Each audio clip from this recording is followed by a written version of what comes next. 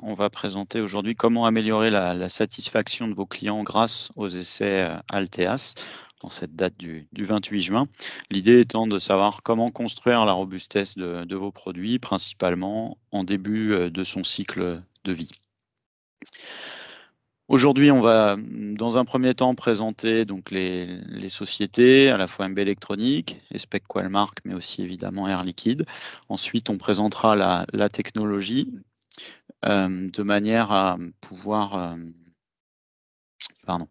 On présentera la technologie, Alteas, ce qu'est aussi une campagne, plus spécifiquement, et on élargira le débat plus globalement du HALT vers le HAS, et on présentera aussi évidemment les solutions, d'Air Liquide, concernant la technologie, HALT-HAS, notamment les installations, cryogéniques, les sujets gaz et l'expertise de Air Liquide sur ces sujets.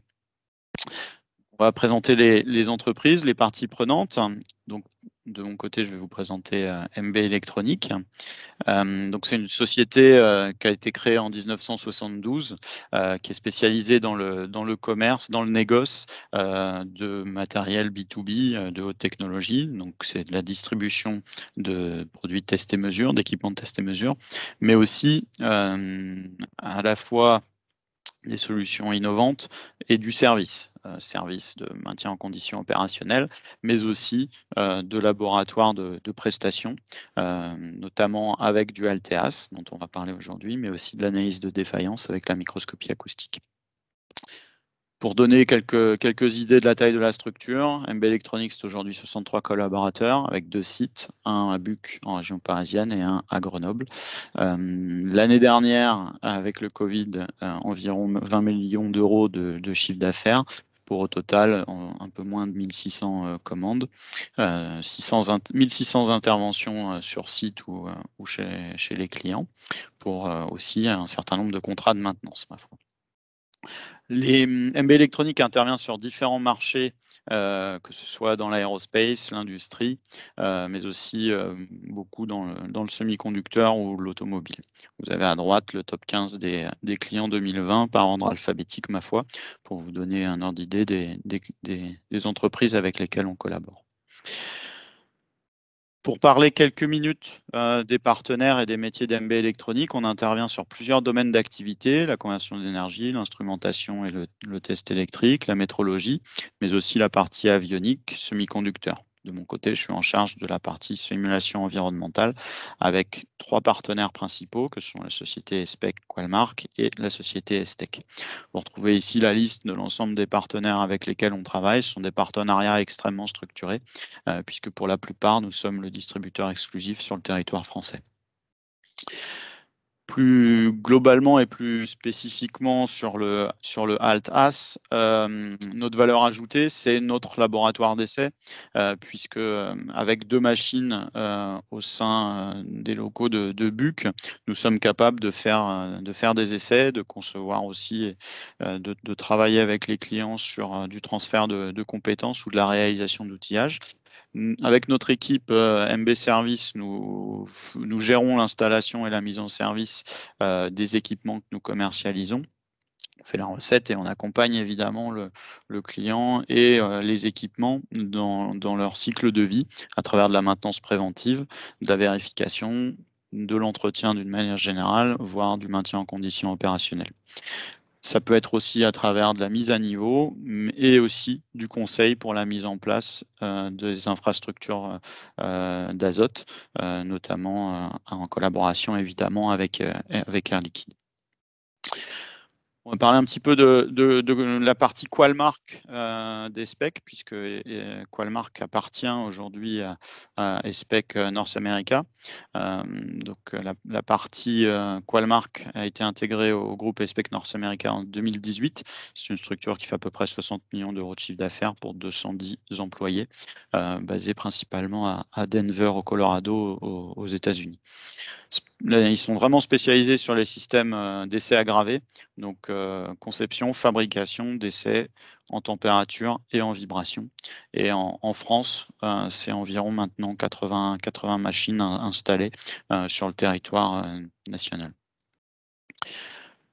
Comme je l'évoquais, Qualmark fait aujourd'hui partie d'un groupe plus grand, qui est la structure et la société ESPEC, présent à travers le monde, entreprise qui est d'origine japonaise et qui aujourd'hui est présent sur l'ensemble des continents, tant en termes de commercialisation qu'en termes de fabrication, puisqu'ils ont des usines en Asie, mais aussi aux États-Unis, soit avec Qualmark, mais aussi avec ESPEC North America.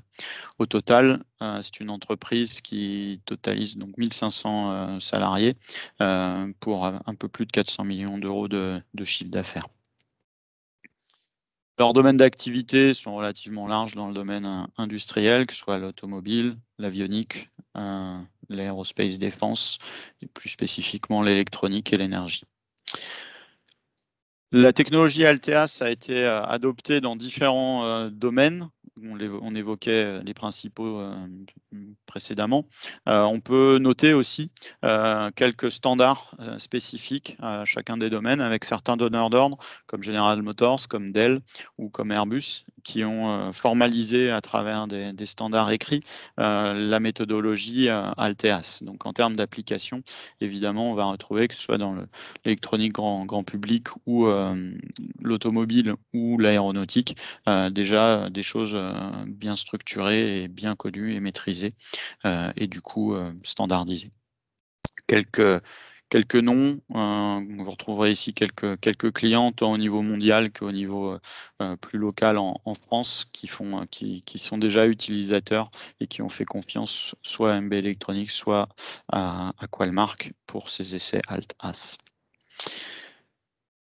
La mission de Qualmark, c'est vraiment d'améliorer la profitabilité des constructeurs des produits électroniques et du coup de travailler sur un time to market plus raccourci, de travailler à réduire les défaillances et d'améliorer la satisfaction des clients, tout en augmentant du coup évidemment les revenus, en réduisant les coûts, de manière à protéger l'image de marque de ces mêmes constructeurs.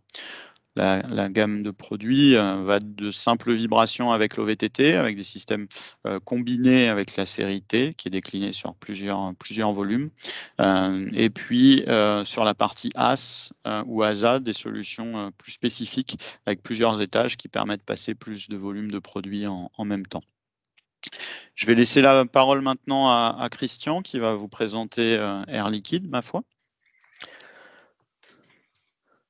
Donc bonjour à tous, Christian Génois, donc de la société Alfi pour Air Liquide France Industrie, que je vais vous présenter. Donc Olivier, slide suivant.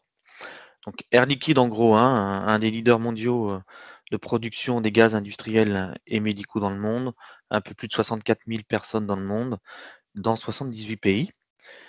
Pour ce qui nous concerne, slide suivant, Olivier. Donc la société Air Liquide France Industrie. Environ 2300 salariés en France pour la partie Alfi, divisée en 4 branches d'activité. La partie grande industrie qui regroupe toutes nos usines de production, que ce soit les usines de production de gaz de l'air, azote, oxygène, argon, le CO2, l'hydrogène. Une autre division qui s'appelle industriel marchand, qui c'est la division à laquelle j'appartiens et qui fournit les gaz auprès des industriels. Une troisième branche qui est la branche électronique, avec quelques clients en France, donc dédiée principalement sur les gaz purs, ultra purs et spéciaux, les gaz actifs pour les productions de semi-conducteurs. Et une quatrième branche toute nouvelle arrivée, qui est la branche hydrogène énergie, dédiée à tout l'environnement hydrogène et pour ce qui nous concerne, Air Liquide France Industrie, donc le déploiement des solutions hydrogène sur le territoire. Donc pour ce qui nous concerne aujourd'hui pour le webinaire Alt-As, donc Air Liquide et l'électronique. Donc dans le domaine de l'électronique de l'assemblage, on propose un certain nombre de solutions techniques et de services qui incluent le gaz. Alors, pour l'activité d'assemblage et les tests, principalement l'azote. L'azote, un gaz de l'air présent à 78% dans l'atmosphère, que l'on sépare donc pour une application soit gazeuse, soit liquide. Slide suivant. Donc plusieurs activités et plusieurs utilisations concernant l'azote.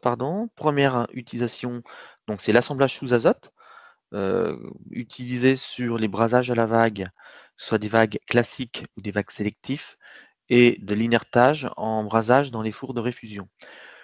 Ces applications, principalement pour éviter les scories lorsqu'on est sur la partie vague, une diminution importante des consommations de flux et réduction des défauts de brasage. C'est au niveau des fours, meilleure performance au niveau des joints et des assemblages. Ouais, on peut passer au slide suivant, Olivier.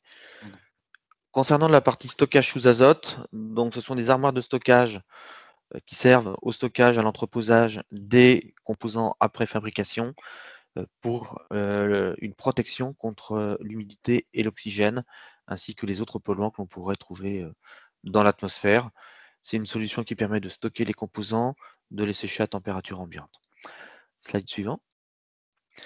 Et puis donc pour l'application qui nous concerne aujourd'hui, les tests environnementaux avec les enceintes Qualmark, objet de la présentation de ce jour, avec les bénéfices qui seront largement détaillés ci-après. Donc pour l'augmentation de la fiabilité en cours de production et puis pour sur la phase de développement, les déverminages et autres tests pour la fiabilité des productions. Merci Olivier. Merci à toi, Christian. Du coup, on va passer la parole à Clara qui va nous présenter la technologie Alt-AS de son côté. Remettre le cam. Bonjour. Donc, je vais vous présenter plus la technologie Alt-AS, comme l'a dit Olivier. Alors, tout d'abord, on part sur les définitions pour savoir de quoi on parle. Donc, ALT, c'est un acronyme qui signifie Highly Accelerated Life Test. Donc, le but du ALT, c'est de déceler les faiblesses d'un produit lors de la phase de recherche et de design du produit. Donc, on est vraiment en amont lorsqu'on commence à confectionner le produit. Ensuite, on parle de AS quand c'est Highly Accelerated Stress Screen, désolé pour la prononciation, c'est plus en phase de production lorsque on veut éliminer les défauts de jeunesse de produits qu'on a fabriqués. Et parfois, on parle de ASA plutôt que AS, où c'est le même principe, mais sur un échantillonnage de produits. Lorsque on produit énormément d'échantillons, on ne peut pas tous les tester, donc on fait par échantillonnage. Donc, dans un premier temps, je vais vous expliquer le principe du test ALT. Donc, on sollicite le produit à un stress en allant à des sollicitations de plus en plus importantes sur le produit. Et ce sont des stress thermiques et vibratoires pour arriver au niveau de la panne ou de la casse du produit et déterminer donc les limites opérationnelles et destructives du produit. Une fois qu'on a abouti à cette panne, on peut, donc la partie ALT concerne uniquement le stress et la panne. Après, il y a une phase d'analyse à faire de cette panne et savoir d'où elle vient, ce qu'on pourrait faire pour l'éviter et éventuellement améliorer le produit, le design pour augmenter sa robustesse. On peut répéter ces cycles plusieurs fois pour améliorer le produit lors de sa phase de design. Donc finalement, le HALT, c'est pas un test qu'on réussit ou qu'on rate, puisque en fait, le but, c'est d'améliorer la robustesse du produit. Et on ne teste pas le produit sur son environnement, puisqu'il n'y a pas de limite préétablie. Le but, c'est d'arriver jusqu'à la limite de la casse ou de la panne du produit. Et pour vérifier qu'on est bien à la casse ou à la panne du produit, on doit monitorer le fonctionnement de celui-ci, donc à travers des tests fonctionnels pour voir s'il fonctionne encore. Donc finalement, l'objectif d'une campagne HALT, ce n'est pas de simuler un environnement, mais de stimuler le produit. C'est pour ça qu'on utilise des températures extrêmes qui peuvent aller de moins 100 degrés à plus de 100 degrés et des variations de température extrêmes, donc 60 degrés minutes. Pour la partie vibratoire, il y a 6 degrés de liberté, donc les 3 axes plus les 3 rotations. Et on a ce qu'on appelle des chocs répétitifs en vibration. Je vous expliquerai un peu par la suite à quoi ça correspond. Mais donc, c'est des sollicitations qui sont quand même extrêmes et le produit ne verra jamais dans sa vie toutes ces sollicitations-là. Le but étant de trouver les faiblesses et les défaillances du produit, mais donc on ne prédit pas de sa fiabilité dans un environnement donné. Si on compare à des tests de fiabilité, par exemple, à gauche, vous avez l'exemple qu'on pourrait avoir avec un pot vibrant, comparé à un HALT sur la partie vibratoire, par exemple. Sur des tests en vibration classique, on va vérifier que le produit fonctionne dans un environnement pour lequel il est prévu avec des spécifications définies et qu'il ne montre pas de défaillance. Donc le but de ce type de test, c'est que le produit ne montre pas de défaillance. Alors que pour le HALT, on va aller au-delà des spécifications du produit jusqu'à justement avoir une défaillance et jusqu'à trouver le maillon faible du design du produit et déterminer donc les limites fonctionnelles et destructives de ce produit-là. Donc finalement, le test, il est réussi quand justement il y a une défaillance dans le produit. Finalement, le HALT, ça serait comme une sorte de crash test où, du coup, on essaye de trouver les défaillances d'un système à une sollicitation extrême à la fois thermique et vibratoire. Le but étant que si on augmente la robustesse du produit, à la fin, on peut réduire les coûts de retour en garantie des produits. Donc, je vous parlais tout à l'heure des chocs répétitifs en vibration. Peut-être que vous avez déjà entendu cette légende qui dit que les troupes militaires ne seront pas autorisées à marcher au pas lorsqu'ils traversent des ponts parce que ça pourrait faire entrer le pont en résonance. Bon, c'est peut-être une légende, mais en tout cas, ce qui est vrai, c'est que le pont de Tacoma, par exemple, il est arrivé qu'il y ait du vent qui fasse vibrer le pont et qui le fasse rentrer en résonance. Et je vais vous montrer une vidéo en parallèle d'un essai HALT sur une carte électronique. Vous allez voir par la suite. Mais donc, le vent a fait rentrer le pont en résonance qui s'est tordu, là on le voit un peu sur la vidéo, un peu comme cette carte que vous voyez ici vibrer. Et donc, c'est une technique pour fatiguer très rapidement un produit, c'est donc de faire rentrer en résonance chaque composant du produit. Parce qu'en fait, si on regarde bien cette vidéo, vous voyez que les différents éléments de la carte électronique vibrent à différentes fréquences. Parce qu'en fait, chacun des composants vibre à sa propre fréquence de résonance. Ce qui fait que, comme je vous ai dit, on va fatiguer d'autant plus le produit et donc trouver la défaillance, les points de faiblesse plus rapidement.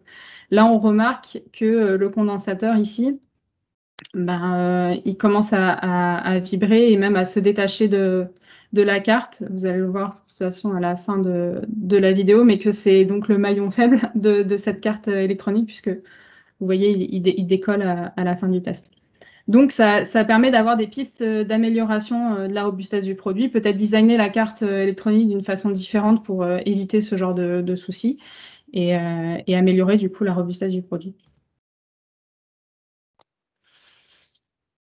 Alors, plus concrètement, comment se passe une campagne HALT comme l'a signifié Olivier, on fait des essais HALT dans nos locaux et généralement, une campagne HALT se déroule sur une semaine avec le déroulé ci-dessous. Donc, le lundi, on étudie les températures négatives. Le mardi, les températures positives. Le mercredi, grâce aux résultats des 2 premiers jours, on peut faire des variations rapides de température. Le jeudi, on fait uniquement de la vibration et le vendredi, on combine à la fois la vibration et les variations rapides de température. Alors, dans les slides suivants, je vais vous présenter chacune des étapes. Tout d'abord, les stress en palier de température. Donc, c'est symétrique à la fois pour les températures froides et les températures chaudes. Mais donc, voici les étapes. Tout d'abord, on fait un test fonctionnel à température ambiante pour vérifier que le produit fonctionne correctement avant de démarrer le test. Ensuite, on fait une descente de moins 10 degrés ou une montée de plus de 10 degrés si on fait des tests chauds, vers donc un nouveau palier de température. On attend une stabilisation. En général, on utilise 10 minutes de période pour la stabilisation de la température. Et on fait un test fonctionnel pour vérifier que le produit est toujours en fonctionnement.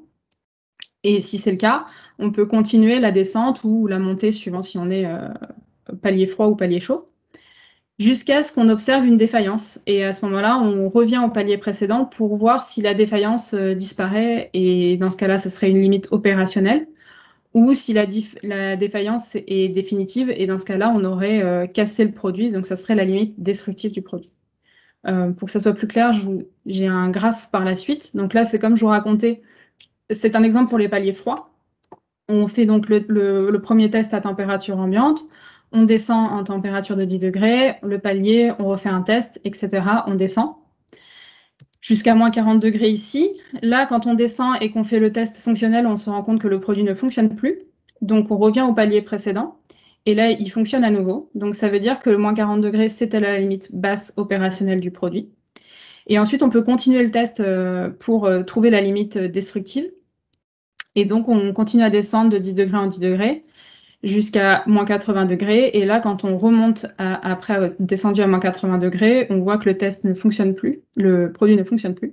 Donc, on serait à la limite basse destructive. Et même en remontant à température ambiante, le produit est définitivement cassé. Donc, c'était bien la limite basse destructive.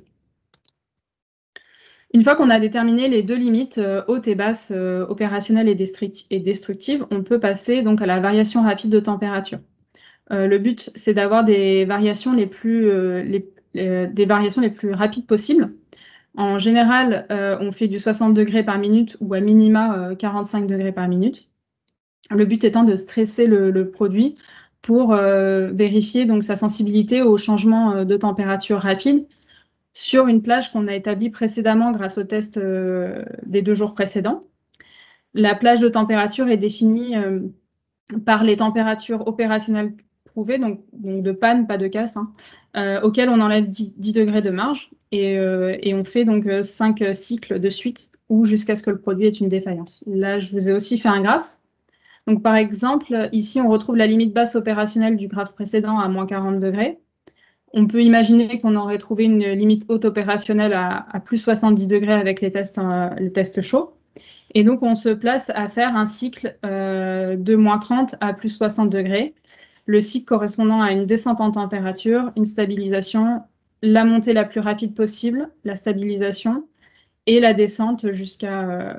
on considère que quand on passe le zéro, on arrive sur le cycle suivant. Donc la partie violette correspond à un cycle. Et donc, on fait 5 cycles ou jusqu'à ce qu'une défaillance du produit apparaisse. Donc ça, c'est pour la partie thermique. Après, on s'attaque à la partie vibratoire. En général, la partie des stress en vibration est plus destructrice que le stress thermique. Du coup, les vibrations sont selon 6 degrés de liberté. Donc, comme je vous ai dit, les 3 axes linéaires et les 3 rotations. On peut avoir des fréquences qui varient entre 0 et 10 kHz. Et on fait donc ce qu'on appelle les chocs répétitifs en vibration, puisqu'en fait, ce sont des marteaux qui sont situés sous la table, qui tapent la table et transmettent du coup les vibrations après au produit, et pour faire entrer donc en résonance tous les composants du produit que l'on teste. Le but est là aussi de trouver les limites opérationnelles et ou destructives du produit en vibration. Je vous ai fait également un graphe. Ici à gauche, en fait, ce sont des énergies vibratoires qui sont reliées à la fréquence en fait, de vibration en fonction du temps. Et donc, de la même façon, on commence donc à faire un test. Bien sûr, cette partie-là est faite en premier lieu à température ambiante. Donc, on fait un premier test sans vibration à température ambiante pour voir si le produit est bien fonctionnel. Puis, on augmente à 5 GRMS, au premier palier, on fait le test. On voit si le produit est toujours fonctionnel. On augmente la fréquence de vibration. Et arrivé à 20 GRMS, on redescend à un palier à 5 GRMS parce qu'en fait, on a observé qu'on pouvait détecter de nouveaux défauts si on redescendait à des fréquences plus basses. En fait, si on continue tout le temps à augmenter, peut-être qu'il y aura certains défauts qu'on n'arrivera pas à observer, que si on refait ce palier qu'on appelle tickle, on peut détecter des défauts qu'on n'aurait pas détectés autrement. Donc, à partir de 20 GRMS, on redescend à 5, puis on augmente à 25, on redescend à 5, etc. Jusqu'à ici, où là, donc à 30, ensuite on descend, toujours le test qui fonctionne. Et là, quand on remonte à 35, on voit qu'on a que le test ne fonctionne plus, enfin que le produit ne fonctionne plus. Donc, on redescend et il fonctionne à nouveau. De la même façon, on a déterminé la limite opérationnelle. Et on peut aussi déterminer la limite destructive du produit. Et enfin, la dernière journée, on fait le stress combiné. Donc là, pour le coup, c'est le mix entre la variation rapide de température et les stress en vibration. Pour la plage de température, on la prend identique à celle qui avait été déterminée précédemment, avec la vitesse de variation la plus importante possible. Et pour la partie vibratoire, on prend la limite opérationnelle. Donc là, sur le schéma précédent, c'était par exemple 30 GRMS. On divise cette limite en 5, puisque le but, c'est de faire 5 cycles au total. Donc 30 divisé par 5, on a donc 6 GRMS, et on fait donc des paliers de 6 GRMS de cycle en cycle. Je vais vous montrer un graphe. Donc ici, j'ai repris le graphe de la température, où vous voyez donc les variations en rouge, mais j'ai additionné les variations de vibration, les stress en vibration, pardon. Donc, à chaque fois qu'on fait un passage de température positive à température négative, on augmente de 6 GRMS dans ce cas-ci, parce que la limite était à 30, pour à la fin avoir donc 5 cycles de stress. Ici, vous avez un exemple réel de ce que l'on peut obtenir en essai HALT. Donc, vous voyez en rouge, c'est donc la température, et en violet, c'est la vibration. Vous remarquez quand même que dans la théorie, on est censé avoir des créneaux, donc c'est très pentu. Mais en réalité, on arrive quand même à avoir des pentes très importantes. Et ça, c'est grâce à l'azote liquide, comme l'expliquera un peu plus tard dans la présentation Christian. Mais c'est grâce à l'azote liquide qu'on arrive à avoir ces pentes assez importantes. Donc plus globalement, du HALT au AS, je vais tout d'abord vous parler de la méthodologie du déroulement des essais sur un produit. Donc, tout d'abord, on a le pré-HALT. Donc ça, donc avant tout ce que je vous ai expliqué sur les essais HALT, c'est discuter de la mise en place des essais, discuter de l'outillage qu'on peut faire, du test fonctionnel qui est nécessaire pour vérifier que le produit fonctionne toujours. Donc ça va fait en amont avant de commencer les essais HALT. Ensuite, on peut faire les essais HALT comme je vous ai expliqué le principe. Donc le but étant de trouver les limites opérationnelles et destructives du produit, les défauts latents, les défauts de design, dans le but d'améliorer donc la robustesse du produit. Donc toute cette partie-là, ça reste la phase de design avant la production, donc vraiment la partie recherche. Et une fois que la partie design est terminée, on peut aller vers les essais AS. Donc pour ça, il y a plusieurs étapes. Tout d'abord, l'élaboration d'un profil AS. Donc ce profil, il est défini par rapport aux résultats du HALT. C'est pour ça qu'on ne peut pas faire directement du AS. Il faut quand même faire à minima des essais HALT pour connaître les limites opérationnelles destructives du produit. Donc grâce à ça, on peut définir un premier profil. Il y a aussi la conception et la fabrication de l'outillage, puisque l'outillage est différent en fait sur le HALT et sur le AS. Je vous montrerai des exemples par la suite.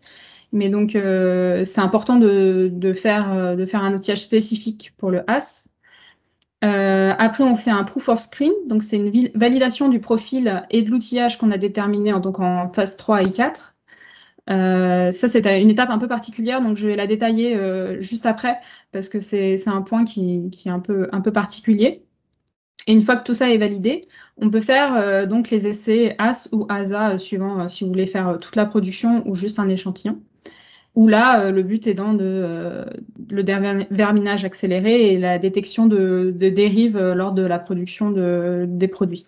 Donc, toutes les parties 3, 4, 5, 6, c'est donc plus lié à la production. Comme je vous l'ai expliqué, je voulais passer un petit peu sur le proof of screen, puisque c'est particulier. C'est du coup un procédé en 2 étapes. Le but est donc d'établir un profil AS qui permette de bien détecter les produits défectueux. Donc, il faut montrer l'efficacité du profil qu'on a déterminé est-ce que le profil qu'on a déterminé permet de bien détecter les défauts de jeunesse, les défauts de fabrication des produits. Mais un autre point qui n'est pas négligeable, c'est qu'il ne faut pas que le profil ne réduise la durée de vie des produits. Parce que les produits qui sont testés dans le AS vont être, in fine, vendus à des clients. Donc, il ne faut pas que leur durée de vie soit réduite du fait de ces essais. Donc, c'est une balance à trouver. pour avoir un profil qui ne réduise pas donc la durée de vie. Et lors du proof of screen, quand on essaie de trouver le bon profil, bien sûr, les unités qui sont utilisées, les produits qui sont utilisés pour le valider, ne sont pas par la suite envoyés au client, parce que c'est une sorte de validation d'abord. En ce qui concerne le choix du profil AS, donc en vibratoire, généralement, on prend 50% de la limite destructive qu'on a trouvée, à condition qu'elle soit inférieure à la limite opérationnelle. Parce que le but, c'est encore une fois, c'est pas de détruire le produit, puisqu'on veut derrière le commercialiser. Donc, il faut quand même que ça soit inférieur à la limite opérationnelle. Si ce n'est pas le cas, on prend 80% de la limite opérationnelle. Tout ça pour avoir une marge, encore une fois, pour ne pas endommager le produit. Pour le thermique, on prend également 80% des limites opérationnelles hautes et basses qui sont donc trouvées par le HALT. C'est pour ça que c'est nécessaire de faire des essais HALT avant pour connaître ces limites. Et bien sûr, dans le profil, il faut prendre en compte les tests fonctionnels du produit parce que dans tout ce qui est palier, stabilisation des différents paliers, ça dépend quel temps met le test fonctionnel à être fait, etc. Donc, c'est quelque chose à prendre à inclure dans les tests et dans le profil. Ici, vous avez un exemple de graphe qu'on peut avoir pour un profil AS. Donc, vous retrouvez les créneaux de la température avec les différents cycles et vous avez les limites opérationnelles qui sont trouvées en HALT. Et vous voyez, ce qui est intéressant dans ce graphe, c'est que vous voyez par exemple les spécifications du produit. On pourrait dire que le produit fonctionne entre 40 degrés et moins 5 degrés. Mais en fait, les spécifications de produits n'entrent pas du tout en compte dans le choix du profil AS. Le but, c'est pas de vérifier que le produit fonctionne dans son environnement, mais d'aller au-delà des spécifications. C'est pour ça que ces deux lignes vertes ne sont pas un facteur qui peut influer sur le profil AS du produit. Alors, donc là, c'est pour le proof of screen, je vous ai expliqué, mais il y a aussi l'outillage qui est important. Et le but de l'outillage, donc, c'est de fixer le produit à la table, logiquement, pour permettre une transmission idéale des vibrations. Du coup, l'outillage doit respecter plusieurs points. Tout d'abord, décoller ou isoler le produit de la table. Pour deux raisons. Tout d'abord, une raison thermique, c'est que la table a une forte inertie thermique. Donc, si on positionne le produit sur la table, on ne va pas réussir à avoir des variations rapides de température, puisque la table a une trop forte inertie. Donc, en décollant le produit de la table, ça permet d'avoir des meilleures rampes de température. Et pour la partie vibratoire, si on fixe le produit à la table, on va contraindre celle-ci, donc elle va pouvoir moins bouger un peu comme, moins transmettre ses vibrations finalement. Donc on va réduire les vibrations qu'on peut apporter au produit. Un autre point, c'est de retenir le produit, c'est-à-dire d'avoir des fixations qui sont solides. Les fixations doivent être suffisamment solides pour que ça ne soit pas ces fixations qui cassent en premier et que ça soit bien le produit. Le but, c'est de tester le produit et de ne pas tester ces fixations. Donc, il faut faire en sorte que ça soit suffisamment solide pour ne pas casser en premier. Conserver l'intégralité du produit, c'est en fait ne pas modifier le produit pour qu'il tienne dans ses fixations, ne pas le déformer par les fixations, parce que si on le déforme ou si on le modifie, ça peut modifier sa réponse aux vibrations. Donc, il faut garder l'intégrité du produit lorsqu'on le teste. Limiter la masse des fixations, parce que si on met des fixations qui sont trop lourdes, de la même façon, on peut contraindre la table et limiter du coup la partie vibratoire. Simplifier au maximum les fixations, c'est d'une part, en simplifiant les fixations, on limite en général la masse, on mettra moins de fixations, donc ce sera plus léger. Et d'autre part, des fixations qui seraient trop complexes peuvent être plus fragiles, et donc on revient sur le point qu'on teste le produit et pas les fixations. Donc ça, c'est la partie outillage qui marche pour le HALT et qui marche pour le AS.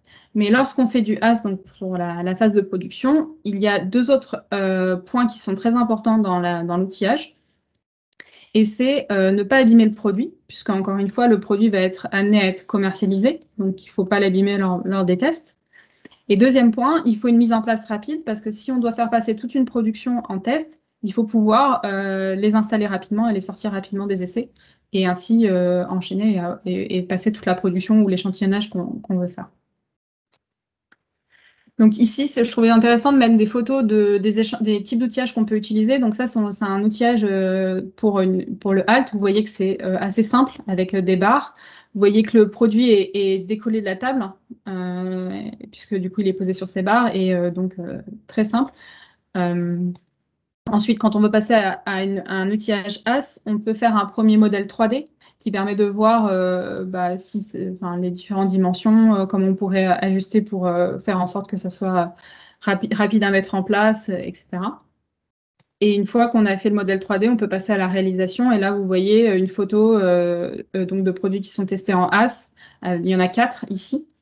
Et on utilise pour ce principe-là ce qu'on appelle le principe des 4 cadrans, parce qu'en fait, la disposition des marteaux qui sont en dessous fait en sorte que la table peut être divisée en 4 sections symétriques, et donc les différentes parties verront les mêmes vibrations et aussi les mêmes températures, mais c'est surtout sur la partie vibratoire.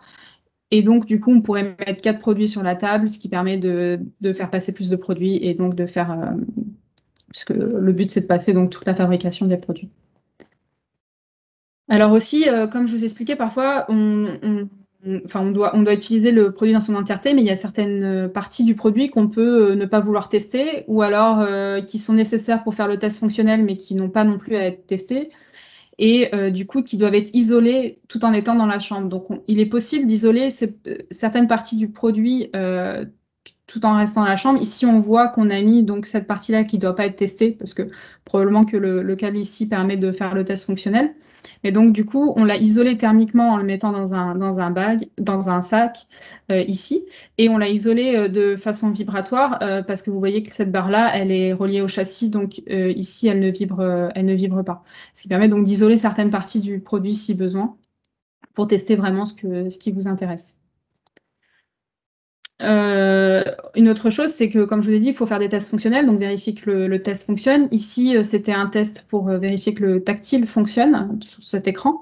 Bien sûr, on ne peut pas ouvrir la chambre pour le tester, donc du coup, il y a d'autres manières de faire. Par exemple, ici, rajouter une tige qui permet de tester en direct si l'écran fonctionne toujours pendant les essais.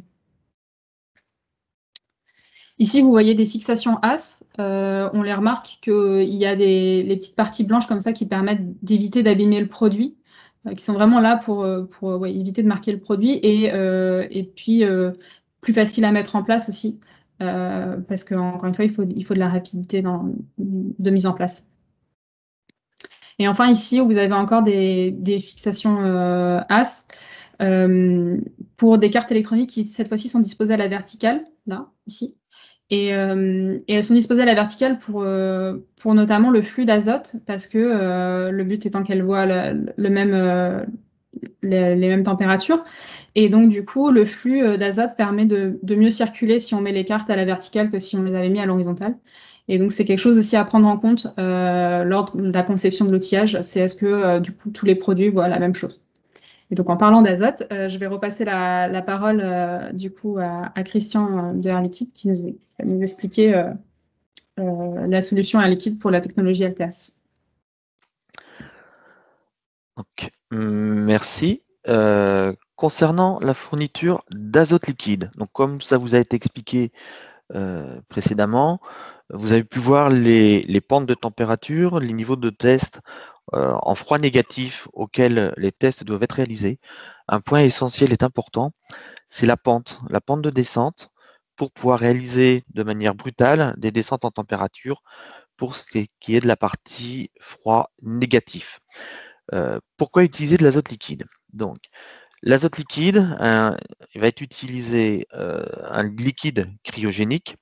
L'azote qui est contenu dans l'air va être liquéfié à son point d'ébullition, donc l'azote à moins 196 à la pression atmosphérique, et va permettre, en injectant l'azote au sein de l'enceinte, de pouvoir descendre en température de manière extrêmement rapide.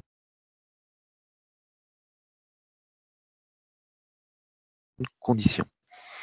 On utilise l'azote sur ces deux phases pour cette technologie, en phase liquide pour les descentes de température rapides, et la partie gazeuse, il est utilisé en début de cycle pour chasser l'humidité, faire une purge de l'enceinte pour éviter toute condensation, tout dépôt de givre sur les pièces. C'est un point important et essentiel, la raison pour laquelle on travaille avec MB Électronique en partenariat, car la mise en œuvre d'un liquide cryogénique, pardon, est essentielle, est importante. On n'est pas tout à fait dans les mêmes dispositions que pour un réseau d'eau. On ne vient pas distribuer de l'eau via un tube de cuivre. Donc c'est l'ensemble des paramètres qui vont permettre de garantir du point de stockage au point d'utilisation toutes les conditions requises pour travailler dans de bonnes conditions.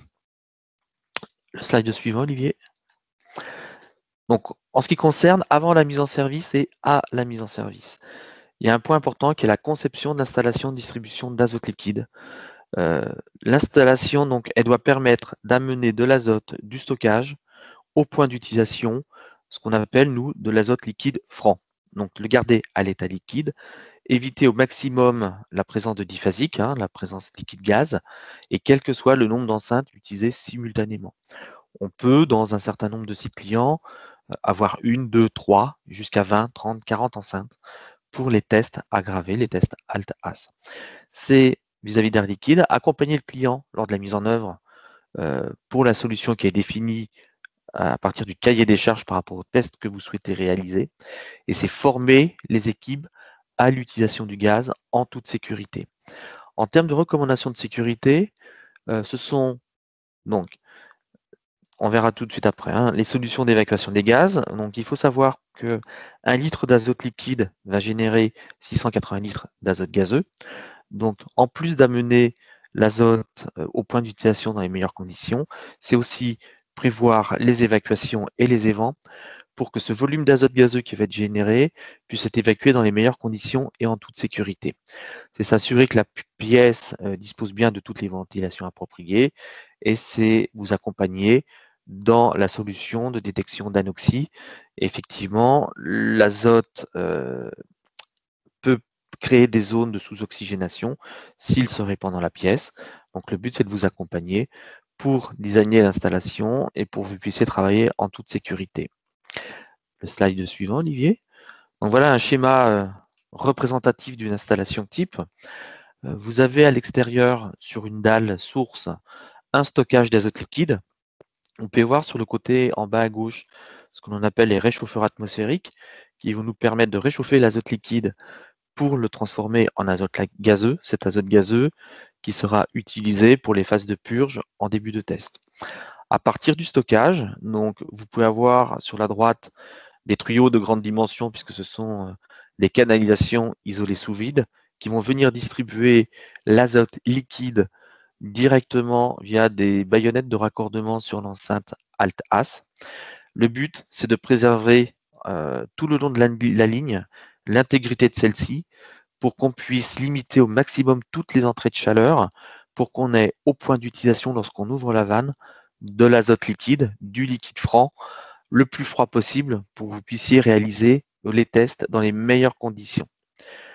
Vous voyez donc en sortie vers le haut l'évacuation des gaz générés, la partie vaporisation de l'azote liquide vers l'extérieur, et puis sont symbolisés vers l'arrière, tout ce qui est partie sécurité, détection de sous-oxygénation, pour la partie détection gaz, pour travailler en toute sécurité.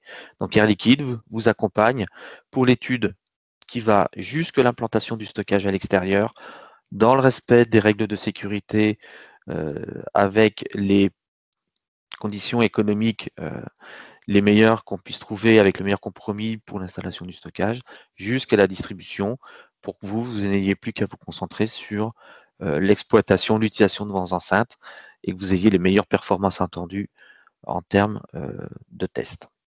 Voilà un peu l'engagement d'Air Liquide pour vous accompagner sur la partie réalisation des réseaux, des équipements, de la distribution d'azote liquide et gazeux.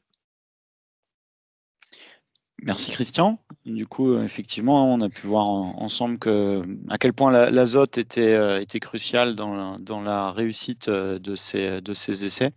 Et pour le coup, en plus de ce webinaire, on va continuer un petit peu plus tard à travers des ateliers pratiques Alt-As, l'explication un peu plus en profondeur. Donc, pour ceux qui, à la suite de ce webinaire, souhaiteraient comprendre encore plus en détail et approfondir ces sujets-là, on vous propose de venir ce coup-ci en présentiel au sein de nos laboratoires, de manière à découvrir un peu plus à travers des ateliers pratiques, que ce soit le 27 septembre ou le 22 novembre, sur une journée. Donc, il y a une partie théorique sur vraisemblablement la matinée et une partie pratique, là pour le coup, en atelier avec les machines, avec du coup, notre ingénieur essai, de manière à même tester des échantillons, si vous en avez. L'idée est vraiment de mettre en application et d'approfondir, d'aller plus loin. Et dans un troisième temps, même si vous le souhaitez, nos laboratoires d'essai sont aussi disponibles et souvent permettent aux clients de découvrir à travers une campagne d'une semaine, comme l'a évoqué Clara tout à l'heure, de bien comprendre et de voir la véracité de ces essais sur vos produits et ce que vous pouvez en retirer. C'est toujours intéressant.